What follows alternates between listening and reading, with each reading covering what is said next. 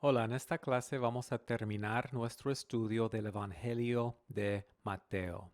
Y quiero comenzar con un breve resumen de lo que ya hemos visto. Primero, les quiero recordar lo que es el mensaje del libro de Mateo, que Jesús, el rey mesiánico, ha llegado. Mateo enfatiza eso, que Jesús viene especialmente o específicamente como un rey ungido, el rey mesiánico. Él ha llegado y ha inaugurado la nueva época, una época de cumplimiento, el cumplimiento de todas las promesas del Antiguo Testamento. Y en esta época el reino de Dios ha llegado. Jesús el Rey ha llegado y con su venida ha venido el reino de Dios. Y Mateo nos habla mucho del significado del reino de Dios. ¿Qué significa ser un ciudadano del reino de Dios? ¿Qué significa seguir a Jesucristo? ¿Cómo expresa a Jesús su autoridad sobre las personas? ¿Cómo se expresa el reino de Dios en el mundo? Mateo escribe su evangelio para explicar estas cosas. También les quiero recordar de la estructura del libro.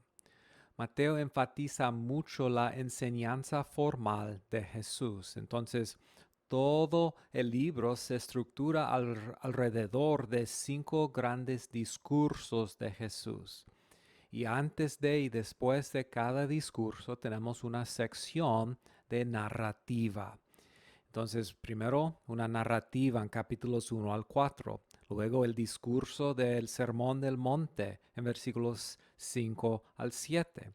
Y luego lo que sigue son 2 capítulos, 8 y 9, de narrativa, que nos explica 10 milagros. Son 10 milagros que ilustran la autoridad de Jesús.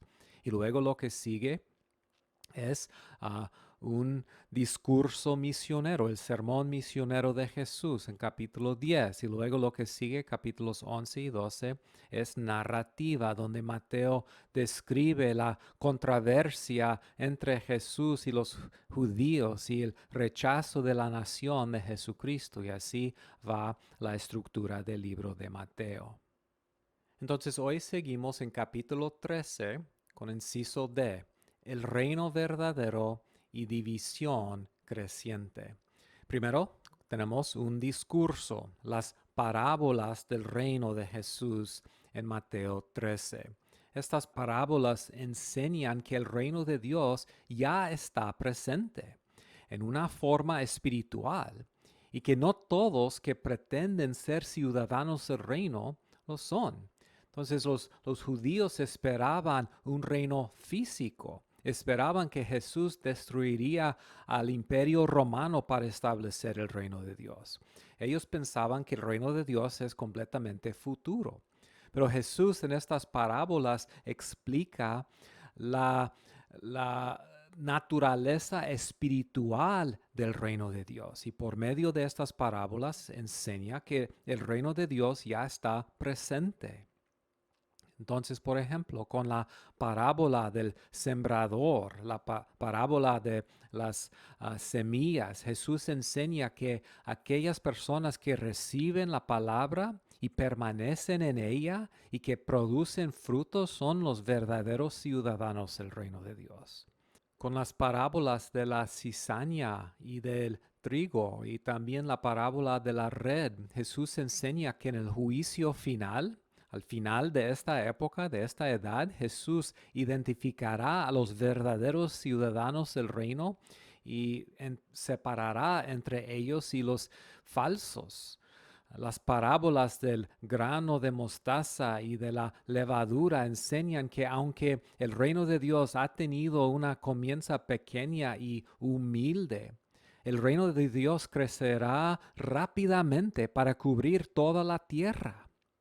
Las parábolas del tesoro escondido en un campo y la parábola de la perla preciosa, Jesús enseña el valor incomparable del reino y la sabiduría de aquellos que renuncian todo para conseguirlo. Entonces, estas parábolas explican la división entre los verdaderos y falsos ciudadanos y nos prepara para la separación creciente entre los dos grupos que en la narrativa que sigue.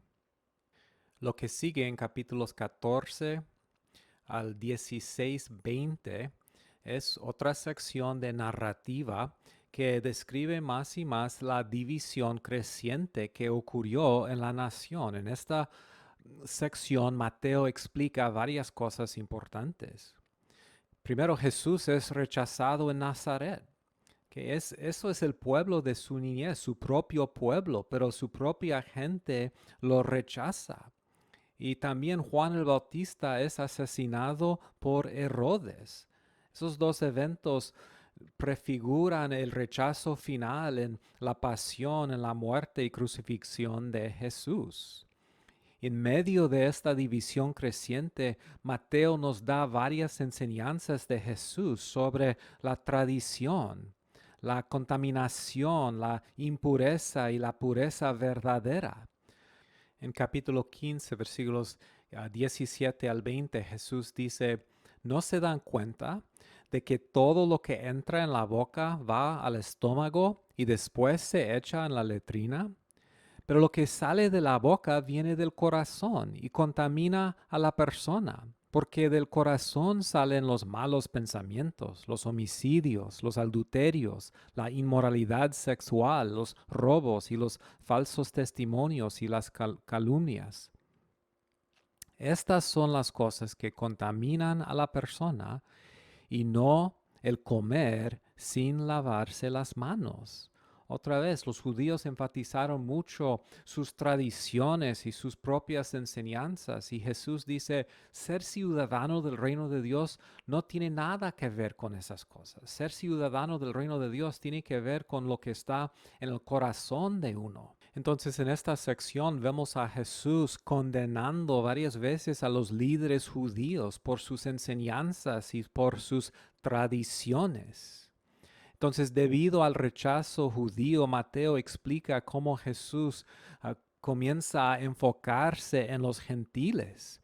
Tenemos en capítulo 15 unas historias que explica que Jesús se dirige hacia los gentiles. Después de sus conflictos con los judíos, Jesús se retira de Galilea y ministra en las regiones gentiles, donde él, por ejemplo, sana a una hija de una mujer cananea y alimenta a los 4,000. La alimentación de los 4,000 es un milagro que Jesús hace en una región gentil. Entonces, igual como él alimenta a los 5,000 judíos, en otra ocasión hace el mismo milagro con gente gentil. Y en esta sección tenemos un momento culminante, la confesión de los discípulos en capítulo 16. A lo largo del Evangelio la pregunta ha sido, ¿quién es Jesús? ¿Quiénes van a creer en Jesús? Y tenemos un momento muy importante en capítulo 16, versículos 13 al 17. Cuando llegó Jesús a la región de Cesarea de Filipo, Jesús preguntó a sus discípulos, ¿quién dice la gente que es el Hijo del Hombre? Entonces, ¿cuál es la opinión de la gente? Le respondieron, unos dicen que es Juan el Bautista, otros que Elías, otros que Jeremías o uno de los profetas. Luego Jesús se dirige a ellos, ¿y ustedes quién dicen que soy yo? Tú eres el Cristo, el Hijo del Dios viviente, afirmó Simón Pedro. Y Jesús le responde, dichoso tú, Simón, hijo de Jonás, le dijo Jesús, porque eso no te lo reveló ningún mortal, sino mi Padre que está en el cielo. Entonces es claro que los discípulos, los que forman esta nueva comunidad, el remanente, los judíos verdaderos, son los que reconocen la identidad verdadera de Jesús. Y después de esta confesión, Jesús explica a sus discípulos su plan de edificar su iglesia a través de ellos, a través de sus discípulos. Versículo 18 dice, yo te digo que tú eres Pedro, y sobre esta piedra, hablando de su confesión y hablando de los 12 discípulos, edificaré mi iglesia, y las puertas del reino de la muerte no prevalecerán contra ella. Y así termina esta gran sección, capítulos 5 al 16. Muy bien, esto nos lleva a la última sección principal del Evangelio de Mateo. Mateo 16 al 28 habla del sufrimiento, la muerte y la resurrección de Jesús. Primero, inciso A, Jesús prepara a sus discípulos para su muerte y lo que sigue. Después de la confesión de los discípulos, lo que sigue es una predicción de su sufrimiento. Y en Mateo, como en otros evangelios, tenemos específicamente 3 predicciones de su muerte. La primera viene en capítulo 16, versículo 21, que dice, después entonces comenzó Jesús. Entonces, después de la confesión de los discípulos, comenzó Jesús a advertir a sus discípulos que tenía que ir a Jerusalén y sufrir muchas cosas a manos de los ancianos, de los jefes de los sacerdotes y de los maestros de la ley, y que era necesario que lo mataran y que al tercer día resucitara. Entonces el punto es que no solamente vino Jesús como rey, Él vino para sufrir.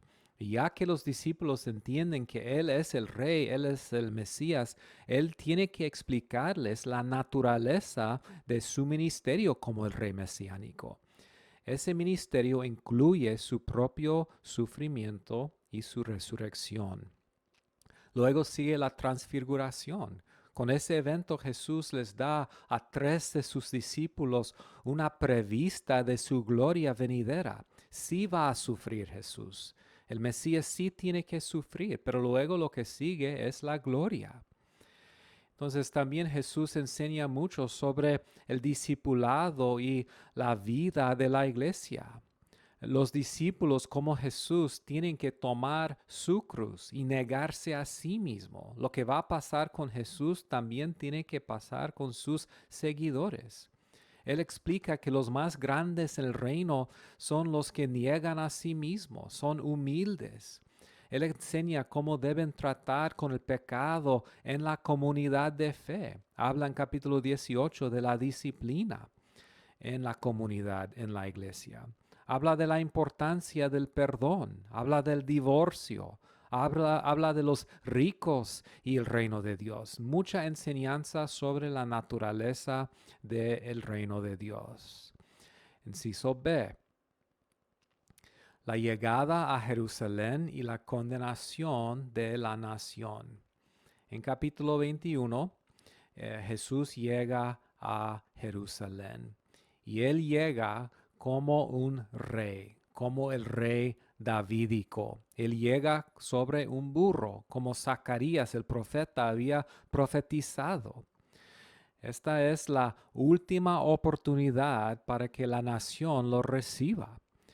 Capítulo 21, versículos 4 y 5 dice, esto sucedió para que se cumpliera lo dicho por el profeta. Digan a la hija de Sión, mira, tu rey viene hacia ti, humilde y montado en un burro, en un burrito, cría de una bestia de carga. Entonces, Mateo quiere que sepamos que la venida, la llegada de Jesús sobre un burro es específicamente el cumplimiento de la profecía. Y Él está llegando como David llegó a Jerusalén hace muchos años, llegó sobre un burro. Las multitudes entonces lo reconocen, lo reciben como el hijo de David, como el rey mesiánico. Capítulo 21, versículo 9 dice, tanto la gente que iba delante de él como la que iba detrás gritaba, Hosanna, Hijo de David, bendito el que viene en el nombre del Señor, hosana en las alturas. Versículos 14 al 16.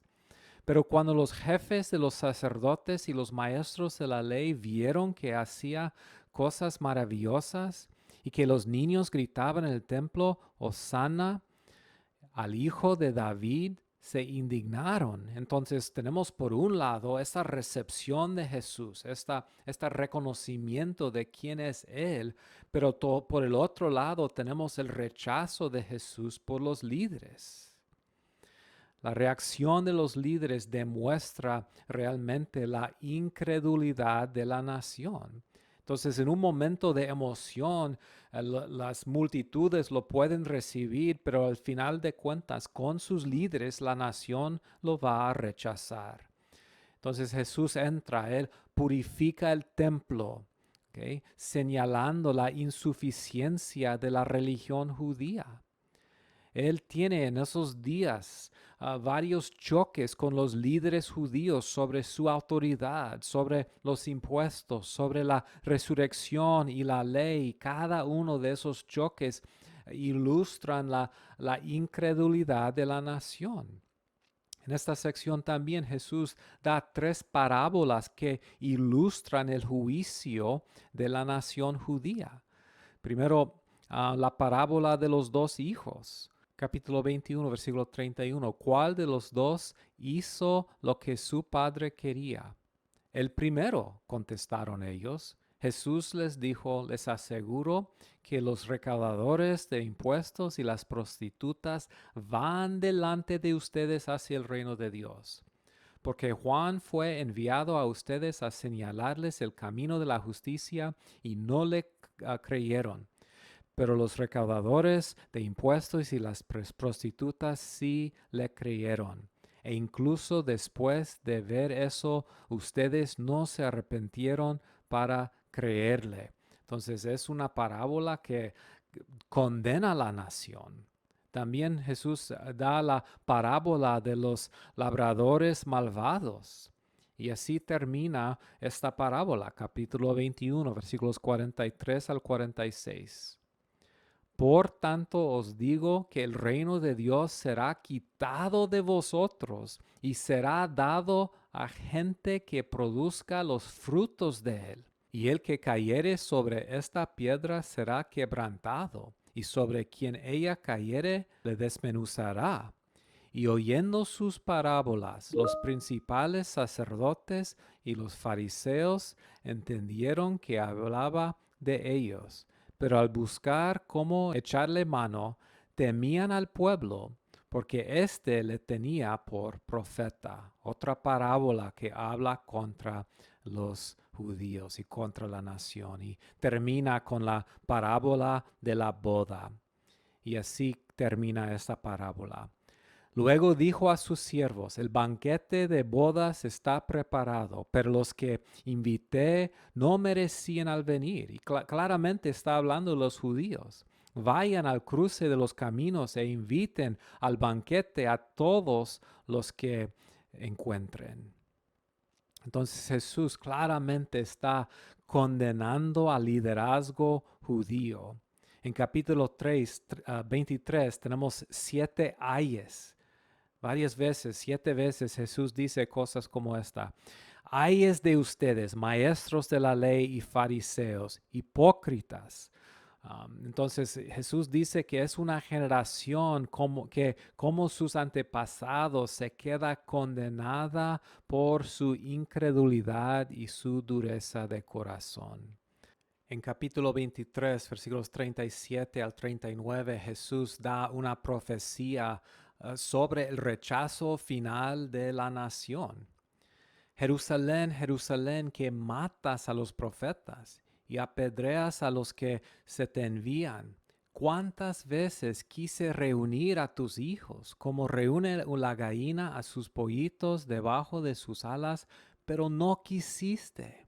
Pues bien, la casa de ustedes, hablando del templo, ¿verdad? La casa de ustedes va a quedar abandonada. Les advierto que ya no volverán a verme hasta que digan, bendito el que viene en el nombre del Señor. Entonces esta nación completamente va a rechazar a Jesús. Y eso es lo que pasa en la sección siguiente. Y lo que sigue en capítulos 24 y 25 es más profecía sobre ese rechazo. Tenemos un discurso sobre la destrucción del templo y lo que va a transcurrir en el tiempo hasta la segunda venida de Jesucristo. Y el punto de todo eso es que la nación de Israel, que había recibido tantas promesas y había recibido al Mesías, ha rechazado ese mensaje y ha rechazado a su Mesías. Inciso C, Mateo 26 al 28. El arresto, juicio, muerte y resurrección de Jesús. En esta sección, de una manera rápida, Mateo narra los eventos que llevan a Jesús a la cruz. Y hay varias cosas que él enfatiza y enseña en esta sección. Primero, Mateo quiere enfatizar que el liderazgo judío planeó el arresto y asesinato de Jesús. Y uno de sus puntos aquí es que Jesús claramente no murió por haber hecho algo mal, sino que él murió por la maldad del liderazgo judío. Podemos ver esto en los primeros versículos de la sección. Capítulo 26, versículos 1 al 5 dicen: Después de exponer todas esas cosas, Jesús les dijo a sus discípulos: Como ya saben, falta 2 días para la Pascua, y el Hijo del Hombre será entregado para que lo crucifiquen. Se reunieron entonces los jefes de los sacerdotes y los ancianos del pueblo en el palacio de Caifás, el sumo sacerdote, y con artimañas buscaban cómo arrestar a Jesús para matarlo. Pero no durante la fiesta, decían, no sea que se amontine el pueblo. Entonces otra vez Mateo quiere enfatizar que Jesús no fue culpable, él es inocente. Otra cosa que enfatiza eso es cómo Judas se pone de acuerdo con los judíos para traicionarlo. Y con la historia de lo que hizo Judas, Mateo enfatiza eso. Mateo en esta sección cuenta cómo Jesús celebra la Pascua con sus discípulos. Y con este evento Mateo está enfatizando varias cosas. Primero, enfatiza que Jesús será abandonado y traicionado por sus discípulos, pero que eso fue algo profetizado. En esta noche Jesús dijo a sus discípulos: Todos ustedes me abandonarán, porque está escrito: heriré al pastor y dispersarán las ovejas del rebaño. También Mateo enfatiza que Jesús quiere explicar el significado de su muerte. Mateo explica, o Jesús explica, que Él establecerá un nuevo pacto y que Él derramará su sangre para el perdón de los pecados. Entonces, con este evento, la Santa Cena de Jesús con sus discípulos, Jesús está enseñando el significado de lo que va a pasar en su muerte en la cruz. Capítulo 26, versículos 26 al 28 dice: Mientras comían, Jesús tomó el pan y lo bendijo, luego lo partió y se lo dio a sus discípulos diciéndoles: Tomen y coman, esto es mi cuerpo. Después tomó la copa, dio gracias y se la ofreció diciéndoles: Beban de ella todos ustedes, esto es mi sangre del pacto, que es derramada por muchos para el perdón de pecados. Eso es el significado de la muerte de Jesús. También Mateo enseña que en Getsemaní Jesús se prepara para lo que va a pasar y él sufre mucho pensando en lo que le va a pasar en la cruz.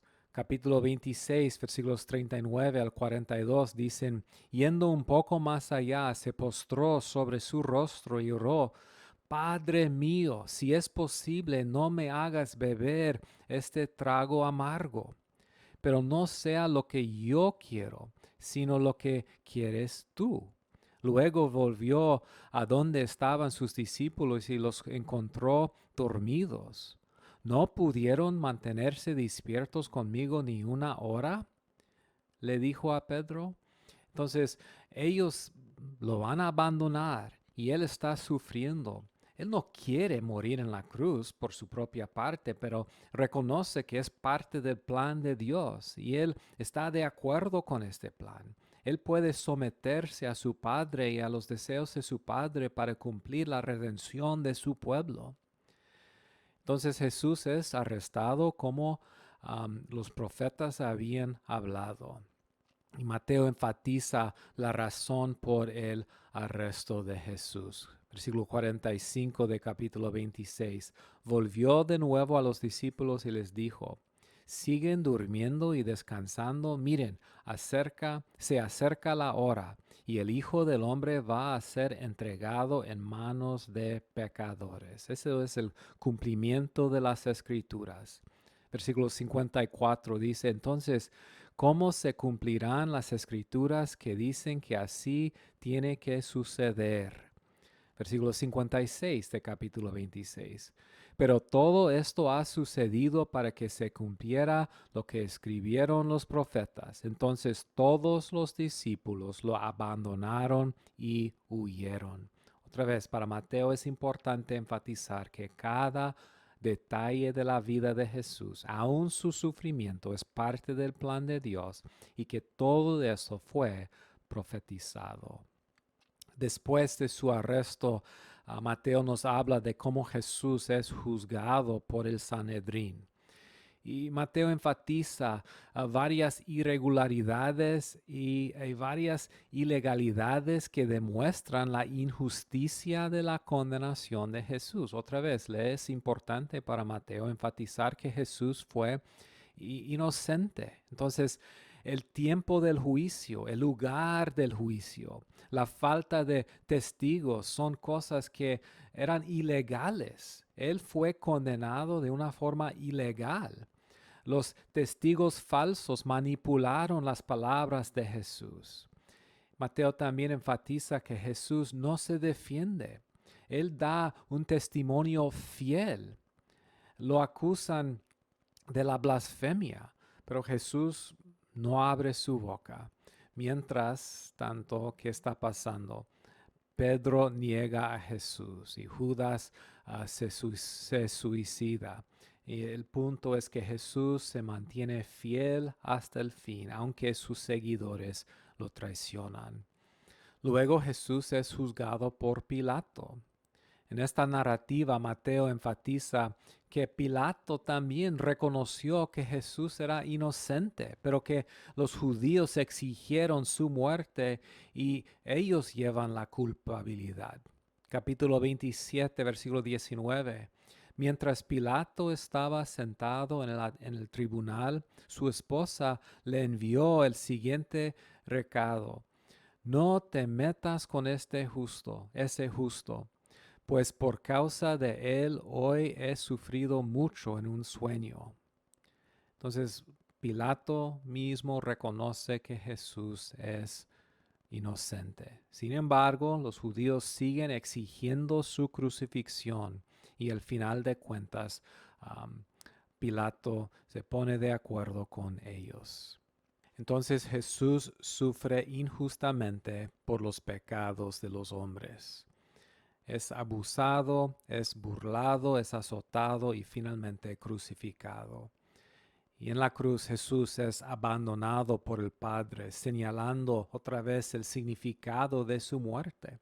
Igual como el pecado había creado una brecha entre el hombre y su Creador, en la cruz el pecado de los hombres crea una brecha entre Jesús y su Padre Celestial. Desde el mediodía hasta la media tarde, toda la tierra quedó en oscuridad. Como a las 3 de la tarde, Jesús gritó con fuerza: Elí, Elí, lama sabactani, que significa: Dios mío, Dios mío, Dios mío, ¿por qué me has desamparado? Y Jesús luego entrega su vida. Capítulo 27, versículo 50. Entonces Jesús volvió a gritar con fuerza y entregó su espíritu.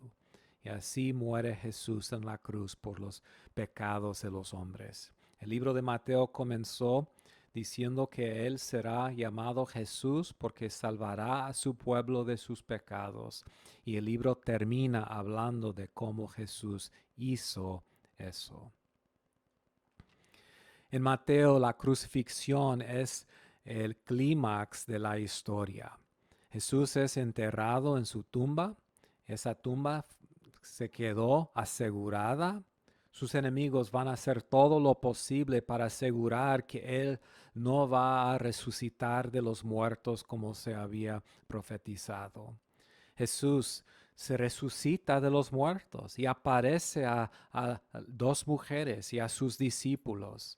Y toda esta historia demuestra que Él realmente levantó de los muertos. Su resurrección es una verdad igual como su muerte. Y con su resurrección, Mateo quiere que entendamos que Jesús ha conquistado la muerte, ha conquistado el enemigo. La historia de Mateo termina con lo que llamamos la gran comisión. Jesús comisiona a sus discípulos a ser discípulos de todas las naciones. Él vino a ser discípulos y Él les da a ellos la responsabilidad de seguir llevando este mensaje de la autoridad de Jesucristo a todas las naciones. ¿Qué es un discípulo? Todo el libro de Mateo ha enfatizado el señorío y la autoridad real de Jesucristo. Entonces, en su comisión, Jesús comienza hablando de la autoridad que Él ha recibido del Padre. Se me ha dado toda autoridad en el cielo y en la tierra. Él, como el Hijo del Hombre en Daniel 7, ha recibido de la mano del Padre autoridad para gobernar todas las naciones. Y por lo tanto, los discípulos tienen que llevar ese mensaje, ese evangelio a las naciones para ser discípulos.